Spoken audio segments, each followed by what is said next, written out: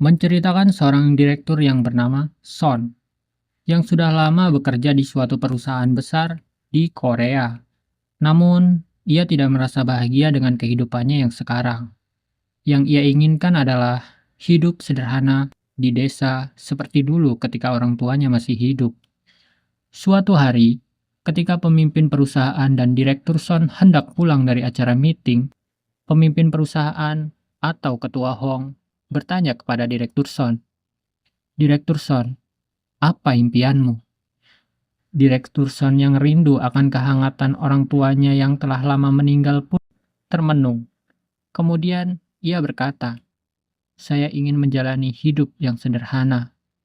Direktur Hong tersenyum. Tepat sebelum Direktur Hong menyelesaikan dialognya, tiba-tiba muncul mobil yang entah dari mana datangnya. Kemudian kecelakaan pun terjadi. Lalu Direktur Son terbangun karena jilatan seekor anjing. Dia adalah Janggun, yang sudah lama mati karena ditendang oleh kakek Son.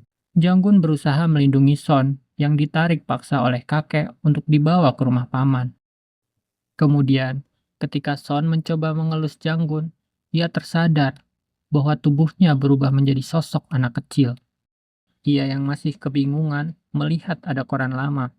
Dan benar saja, dia telah mati dan kembali ke masa lalu.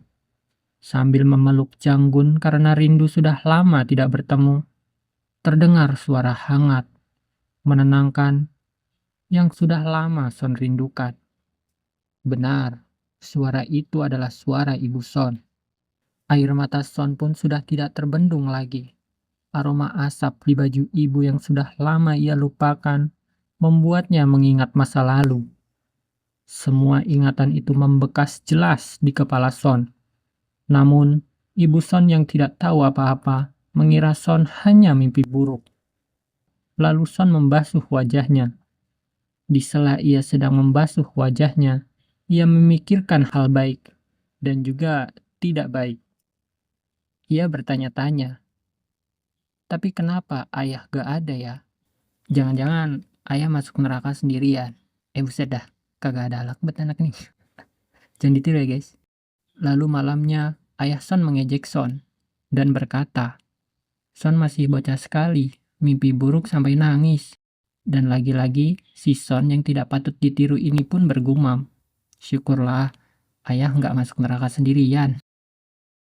Dan malam itu, Son merasa sangat senang, bisa menikmati makan malam bersama kedua orang tuanya. Malam sudah larut, Son pun tidur bersama kedua orang tuanya. Dia merasa ini semua seperti mimpi, bisa berkumpul lagi dengan orang yang sangat ia cintai. Dan sambil mikir juga, rumah ini seharusnya dibangun lebih luas lagi dan lebih bagus lagi. Bahkan di langit-langit ada sarang laba-laba. Lalu tiba-tiba ia merasa jatuh ke dalam lautan dan mendengar suara aneh. Suara itu berkata, "Kau sudah bekerja keras. Aku akan mengirimmu kembali ke masa lalu. Semoga kau bisa menyelamatkan 3 orang terkasihmu dari kematian.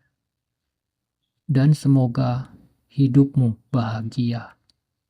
Lalu Son terbangun karena panggilan ibu yang mengatakan untuk segera bersiap-siap agar tidak terlambat lagi ke sekolah. Dan seperti biasa, Son kita yang tidak layak ditiru ini malah berpikir, di surga harus ke sekolah juga ya? Atau jangan-jangan aku jatuh ke neraka? Buset dah. Singkat cerita, ia sudah sampai di sekolah.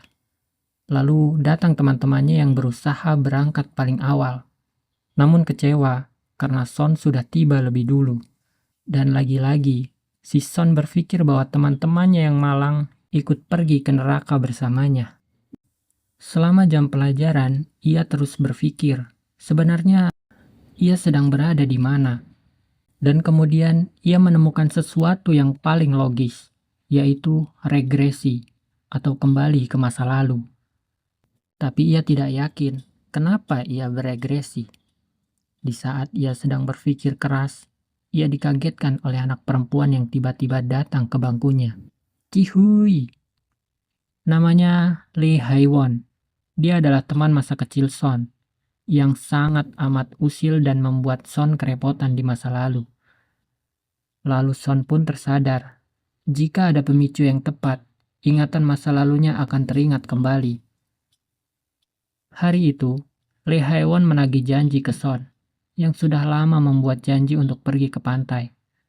Tapi Son menolak, karena seketika itu Son teringat sesuatu yang sangat penting dari kata-kata pantai. Namun, sampai jam pelajaran selesai pun, ia masih tidak dapat mengingat apapun.